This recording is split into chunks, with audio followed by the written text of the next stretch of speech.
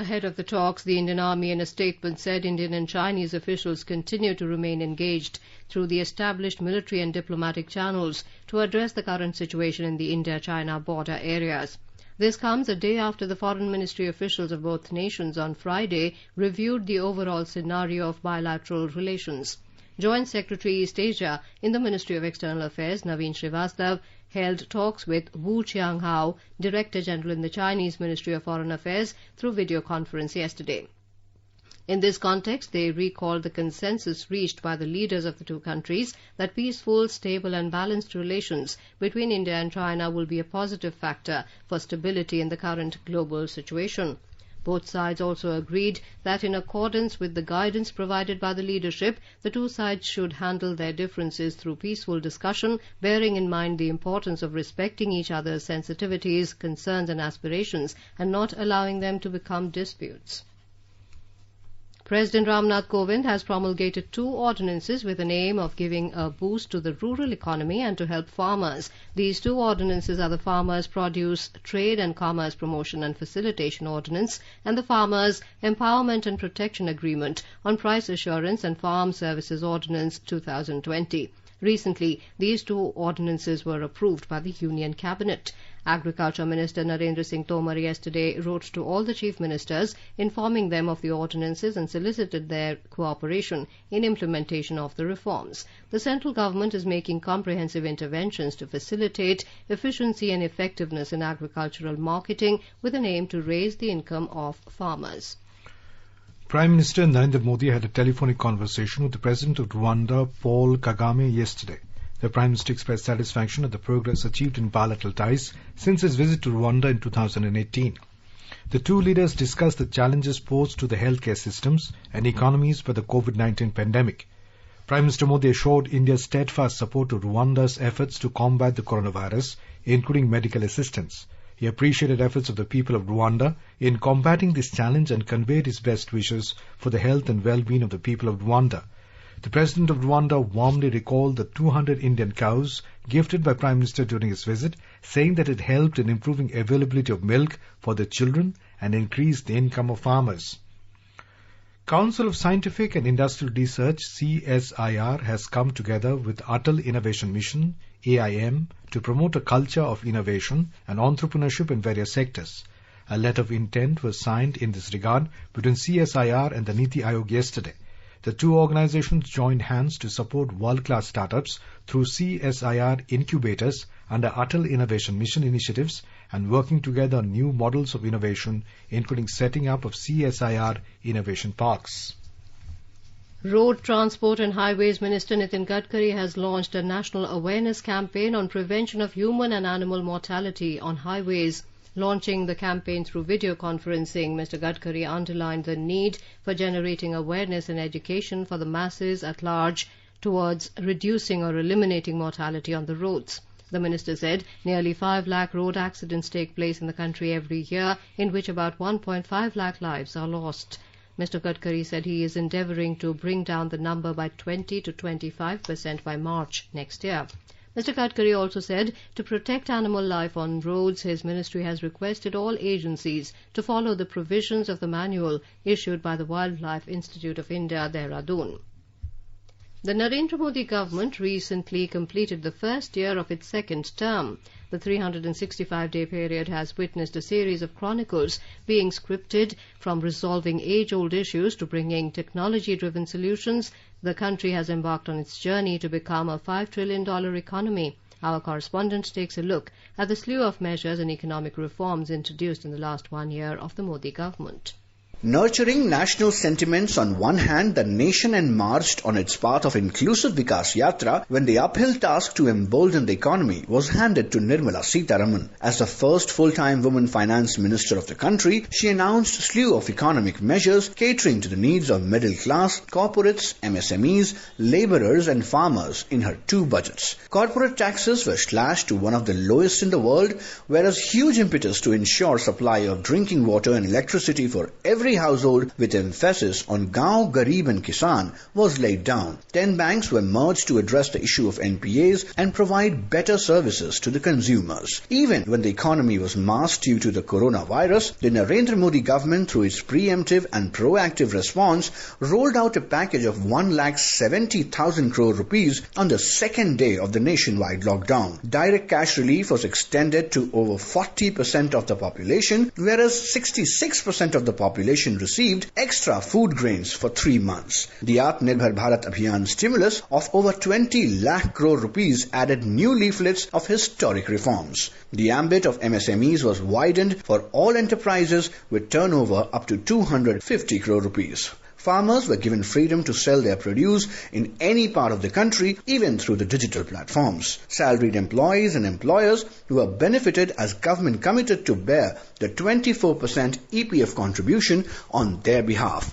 Provisioning of 3 lakh crore collateral-free loan for MSMEs, 2 lakh crore concessional credit for farmers, and self-reliant loan scheme for street vendors were few other major decisions by the government to heal the economy from the viral contagion. Anand Chaturvedi, AIR News, Delhi. India's foreign exchange reserves have surged by $3.43 billion to reach a fresh all-time high of $493.48 billion in the week ended 29th of last month. An RBI press release has informed that foreign currency assets, a major part of the overall reserves, rose by $3.5 billion to over $455 billion. In the previous week, the reserves had increased by $3 billion to end at over $490 billion. However, total value of the gold reserves continued to decline. Gold reserves went down by $97 million to end at $32.68 billion. As the Narendra Modi government completed 1 year of its second term, we take a look at the steps taken by Human Resource Development Ministry to ensure quality education in schools and colleges. An amount of 400 crore rupees had been provided for 2019-20 to create world-class institutions in the field of education. Besides, several steps have been taken to attract bright non-resident Indians back to India to pursue their research in Indian institutions. Government has set up Atal Innovation Mission to provide exposure to create scientific temper and cultivate the spirit of curiosity and innovation among young minds. India's higher education system to one of the global best education systems. Our correspondent reports that HRD Ministry has also launched Mano Darpan initiative to provide psychological support to students, teachers and their families for mental health and emotional well-being. The world's largest teacher training program, Nishtha, was launched for 42 lakh government teachers across the country. Nearly 17 lakh school heads and teachers have been trained under this program in 2019-20. Swayam 2.0 was launched to facilitate online degree programs by top-ranking university. One of the world's largest integrated online junction for school education, Shagun, was launched to improve school education. Swayam Prabha TV channel was also launched to telecast high-class education. In the last 1 year, 31 new Kendriya Vidyalayas opened and 9 new Jawahar Navodaya Vidyalayas were made functional. Free uniforms were provided to over 8 crore children of classes 1 to 8. A sum of about 120 crore rupees was approved to provide quality education in madrasas and 71 crore rupees released for infrastructure development in minority institutions during 2019-20. With Dipendra Kumar, Suparna Saikya, AIR News, Delhi. The government has constituted a task force to examine issues related to age of motherhood, lowering maternal mortality rate and improvement of nutritional levels. The task force will be headed by Jaya Jaitley and it will submit its report by the 31st of July. The task force, set up by the Women and Child Development Ministry, will suggest suitable legislations and amendments in existing laws and also chalk out a detailed rollout plan with timelines to implement these recommendations. The task force will examine issues related to infant mortality rate, maternal mortality rate, total fertility rate, sex ratio at birth, child and sex ratio, CSR, and any other issues pertaining to health and nutrition. It will also suggest measures for promoting higher education among women. Union Finance Minister Nirmala Sitharaman in her budget speech for 2020-21 has announced to set up a task force for women. You are listening to the Midday News on All India Radio. A reminder of the headlines before we move on. Indian and Chinese military officials hold high delegation level talks to address current situation in border areas. Government promulgates 2 ordinances to help farmers and to boost rural economy. Ministry of Women and Child Development constitutes a task force to examine issues related to lowering maternal mortality rate. INS Jalashwa with 700 internationals expected to reach Tuticorin tomorrow under Operation Samudra Setu. COVID-19 recovery rate is 48.20% in the country. 1,14,073 recovered so far. For details of these stories and more, log on to our website www.newsonair.com. For quick news updates around the clock, follow us on our Twitter handle @AIR News Alerts. अरे Bablu, lockdown खुलते ही टहलने निकल पड़े। महामारी अभी फैली हुई है। सरपंच जी, टहलने नहीं, कहाँ पे वापस जा रहे हैं? तुझे डर नहीं लगता वायरस पकड़ लेगा? पहले थोड़ा बहुत डर लगता था, फिर पता चला कि अगर मैंने पूरी सावधानी बरती तो ये बीमारी होने की संभावना कम है। सबसे महत्वपूर्ण है ये मास्क। काम पर मास्क हमेशा पहनूंगा, समय समय पर हाथ धोता रहूंगा और दूसरों से हर वक्त कम से कम 2 गज की दूरी बनाए रखूंगा। खुद को, दूसरों को और अपने परिवार वालों को भी सुरक्षित रखूंगा। अरे भाई, मेरी जिम्मेदारी बनती है तुझे चेतावनी देना, तो दे दिया। जब देश के मेडिकल और स्वच्छता कर्मचारी रोज कोरोना वायरस से लड़ने का काम कर रहे हैं तो हमारी भी तो जिम्मेदारी बनती है अपना काम करने की। बबलू, तुझे कुछ हो गया तो? हजारों लोग इस बीमारी को हराकर ठीक हो चुके हैं और अगर किसी कारण मुझे ये बीमारी हो भी जाए तो सरकार ने अस्पताल में हमारे इलाज के लिए पर्याप्त व्यवस्था कर रखी है। ये घबराने का वक्त नहीं, एक दूसरे का हौसला बढ़ाने का वक्त है। कोरोना वायरस से हमें लड़ाई जारी रखनी पड़ेगी और उससे डर कर नहीं, पूरी सावधानी के साथ डट कर चलिए। रुकी जिंदगी को आगे बढ़ाएं, देश को आत्मनिर्भर बनाएं। जय Hind. The News Services Division of All India Radio in its bilingual live phone-in program today will bring you a special discussion on COVID-19. Vaidya Rajesh Kotecha, Secretary, Ministry of Ayush, will participate in the discussion. Listeners can ask questions to the expert on toll-free telephone number 1800115767. One can also ask questions on telephone number 01123314444 and post queries on our Twitter handle @AIR News Alerts by #AskAIR. This can be heard tonight on FM Gold Channel and additional frequencies from 9:30 p.m. onwards. In our series Experts Speak on All India Radio, we bring you the views of leading medical experts on COVID-19. Head of Respiratory Care Department in National Institute of Tuberculosis and Respiratory Diseases, Dr. Rajneesh Gupta, said that everybody should stay at home during the lockdown period to stay safe and special care should be taken of senior citizens. जो भी उनकी medical illnesses हैं, comorbidities हैं, उनको hypertension है, जिनको sugar की problem है, they should take their usual medications, they should stay at home. Specially जो उनके अटेंडेंट्स हैं, उनको ये ध्यान रखना है कि दे शुड स्टे एट होम और उनको बाहर नहीं जाना है। Head of Geriatrics Department in All India Institute of Medical Sciences AIIMS, Dr. A.B. Day, said COVID-19 pandemic has affected senior citizens adversely and they should follow all necessary precautions like stay at home, wear masks, frequent washing of hands. He said they should remain positive and all their medications for the existing diseases should be continued in the same dose. कोविड-19 से बुजुर्गों को ज्यादा खतरा महसूस हो रहा है, इसलिए जरूरी है कि आप घर में रहें, अपना हाथ बार बार धोते रहें, मास्क का इस्तेमाल करें। जिन लोगों को बीमारी है, जो लगता है आपको कि उनको कोविड हो सकता है, उनसे दूर रहें। अपने दवाइयां खाते रहें जो आप पहले ले रहे थे। खाने में जो आप रोज खाते हैं वही खाएं और दिन भर कुछ ना कुछ करते रहें, मोबाइल रहें, चलते फिरते रहें, बिल्कुल पेड़ पाउंड ना हो जाएं, घर में रहें, ये दौर भी गुजर जाएगा। The central government today said the COVID-19 recovery rate is 48.20% in the country and the total number of recovered people from coronavirus reached 1,14,073. During the last 24 hours, 4,611 people were cured of the infection. Health and Family Welfare Ministry said 9,887 new cases of COVID-19 were reported in the last 24 hours, taking the total number of cases to 2,36,657 in the country. It was the highest spike in the new cases in one day since the outbreak of corona pandemic in India. During the last 24 hours, 294 deaths were registered, taking the nationwide toll to 6,642. The case fatality rate is 2.80% in the country. Delhi government said that a total of 1,330 new confirmed cases of coronavirus were reported in Delhi during the last 24 hours, taking the total number of cases to 26,334. Delhi government confirmed that 10,315 people affected with coronavirus have been cured so far, and the recovery rate is 39.16% in the city. In the last 24 hours, 417 patients were recovered and 58 deaths were reported in the national capital, taking the toll to 708.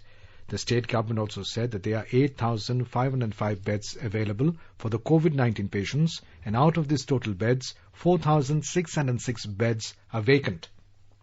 Delhi Chief Minister Arvind Kejriwal today said his government will deploy medical professionals at each private hospital to keep a tab on available beds for COVID patients. Briefing media, Mr. Kejriwal said some hospitals are denying admission to COVID-19 patients. He said those hospitals who think they will be able to do black marketing of beds will not be spared. 5 Enforcement Directorate officials were found COVID-19 positive in the headquarters of ED situated at Khan Market in Delhi. The building was sanitized yesterday. It has been sealed till tomorrow. The officers who came in contact with the infected officials have been quarantined. In Tripura, 48 more persons tested positive for COVID-19 on Friday. With this, the total number of positive cases in the state rose to 695 with 518 active cases, while 173 corona patients have been discharged from hospital after recovery so far. In Mizoram, 2 more people have tested positive in the last 24 hours for COVID-19, taking the total number of positive cases to 23. From 302 samples tested at the Zoram Medical College JMC Hospital Lab, 2 samples were confirmed positive, and both patients who are under institutional quarantine have returned from Delhi recently. During the lockdown, many people who were suffering from serious ailments faced a difficult situation since movement was restricted and sometimes they were not able to reach medical shops due to various reasons. At this juncture, the central and state governments came to the rescue of such persons. Our Lucknow correspondent tells you how the Prime Minister's office helped a cancer patient in Varanasi. Ashish Arun, a cancer and kidney patient from Prime Minister Narendra Modi's constituency Varanasi, faced difficulty in getting his medicines during lockdown. His life was in danger. Finally, PMO came to his rescue. There are thousands like Ashish who got timely redressal of their grievances and thanking government for the prompt reply. Sushil Chandra Tiwari, AIR News, Lucknow. अपने साथ अपनों का ध्यान रखो, बड़े बुजुर्गों का तुम ध्यान रखो, दो बात करो, कुछ मदद करो, कोरोना के चलते याद रखो, घर की सफाई ना भूलना, हाथों को धोना मत भूलना, सुरक्षित दादा दादी नाना नानी अभियान, अपने साथ अपनों का ध्यान.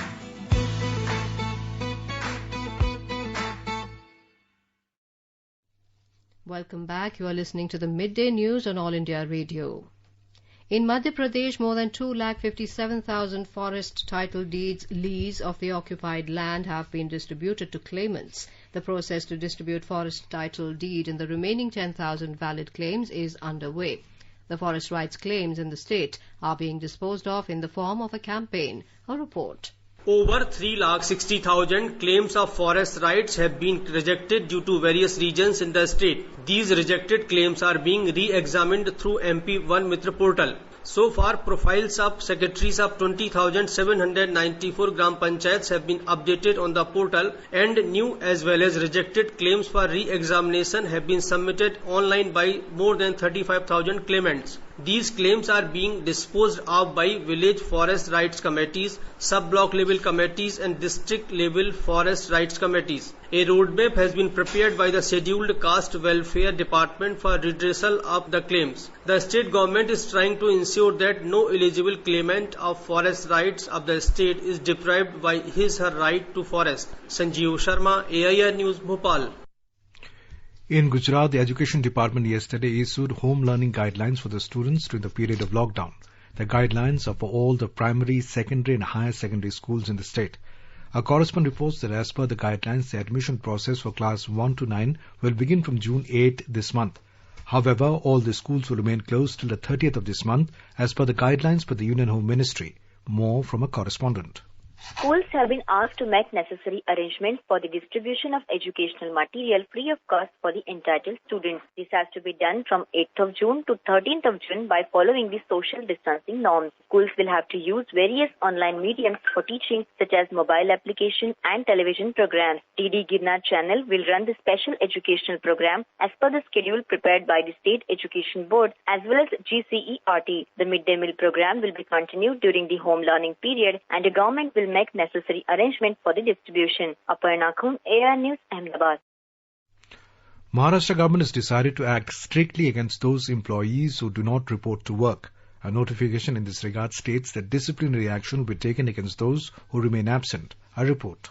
As the state slowly begins to unlock, the Maharashtra government has said that it is mandatory for government employees to be present in office once a week, failing which they will have to face salary cut. As per a notification issued by Additional Chief Secretary Finance Manoj Sonik, disciplinary action will be taken against those who remain absent. The notification said that all government departments have been asked to prepare a roster of officers and employees affiliated to them. However, those on sanctioned leave or medical leave will be exempt. The order will come into effect from 8th of June. The notification was issued after it came to light that employees were not reporting to work during the lockdown and some had even left for their hometowns. Madhuri Pange, AIR News, Mumbai. Tamil Nadu Chief Minister Edappadi Palanisamy has assured industrialists in the state that more relaxations from lockdown restrictions would be announced. Addressing a CII seminar on the industrial prospects in the state through video conferencing, he said the COVID-19 situation is being assessed in various regions and relaxations are being announced based on the ground realities. A report. The COVID-19 situation has led to a slackening in the pace of industrial growth, affecting global industrial climate. To tide over the crisis in Tamil Nadu, the state government is taking efforts to attract fresh investments. Recently, the Chief Minister wrote to several global industrial conglomerates showcasing the business prospects in the state. Today, in the CII event, he highlighted that industrial practices have been altered considerably by the pandemic and said the government would always stand by the industry even while taking care of the safety of all. He assured that all-out efforts will be made to improve further the ease of doing business index in the state. Jai Singh, AR News, Chennai. The Trichy railway junction has been given the coveted gold rating by the Confederation of Indian Industries for implementing various environmental-friendly measures. It is to be noted that the rating was awarded in accordance with the Green Railway Station Rating System developed by the Environment Directorate of Indian Railways with the support of Indian Green Building Council. Air India sold over 22,000 seats in just 15 hours for select destinations in the United States, Canada, United Kingdom and Europe. Sale of tickets for the flights under the third phase of Vande Bharat mission commenced at 5 in the evening yesterday. The national carrier has informed that more seats for other destinations will be added in due course. Air India will operate around 300 flights to Europe, Australia, Canada, US, UK and Africa between 10th of this month and the 1st of July during the third phase of Vande Bharat mission. INS Jalashwa embarked 700 Indian nationals and departed for India yesterday evening. The ship reached Male on the 4th of June for her third trip under Operation Samudra Setu. The ship is expected to reach Tuticorin tomorrow. Under the Vande Bharat mission, Indian Navy is bringing back Indian nationals from foreign countries. The President, Vice President and Prime Minister have expressed grief at the demise of former Governor of Manipur, Mizoram, Jharkhand and former Delhi Police Commissioner Ved Marwa. In a tweet, President Ramnath Kovind said Shri Ved Marwa was an outstanding civil servant and an able administrator. He said after an illustrious career in the IPS, he served as a governor of Manipur, Mizoram and Jharkhand. The President said he will be remembered for his professionalism, competence and integrity. Vice President M. Venkaiah Naidu said Ved Marwa was an upright officer known for his integrity and competence. In a tweet, Prime Minister Narendra Modi said Ved Marwa ji will be remembered for his rich contribution to public life.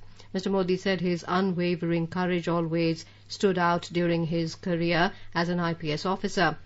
The Prime Minister said he was also a well-respected public intellectual. The President, Vice President and Prime Minister expressed condolences to the bereaved family members and admirers.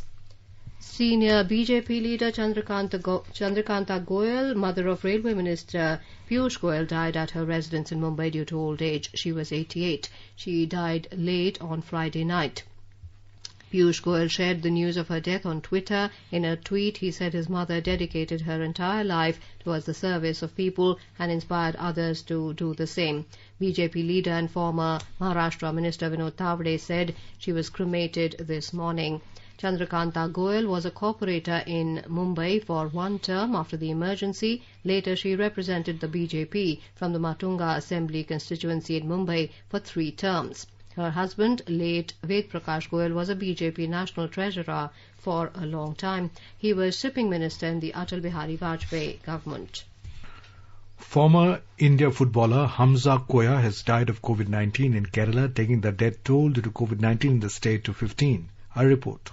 The 61-year-old Hamza Koya succumbed to COVID-19 today morning. He was a former football player who had represented Maharashtra at the Sandosh Trophy and also an Indian team member in Nehru Trophy. The deceased is a native of Parapanangadi who had returned from Mumbai recently and passed away in Manjeri Medical College in Malappuram. As the COVID cases are on a rise in Kerala, the state to conduct extensive antibody testing for COVID-19 surveillance across the state and to detect if community transmission of the disease is happening in Kerala. Presently, the total active COVID cases reached 973. Chief Minister Pinarayi Vijayan also clarified that the complete lockdown on all Sundays will be continued as the situation is getting serious. Meanwhile, as monsoon intensifies in Kerala, Met Department predict heavy rain and storm to continue till coming Tuesday. Fishermen are warned from venturing into the sea. Mayusha for AR News from Thiruvananthapuram.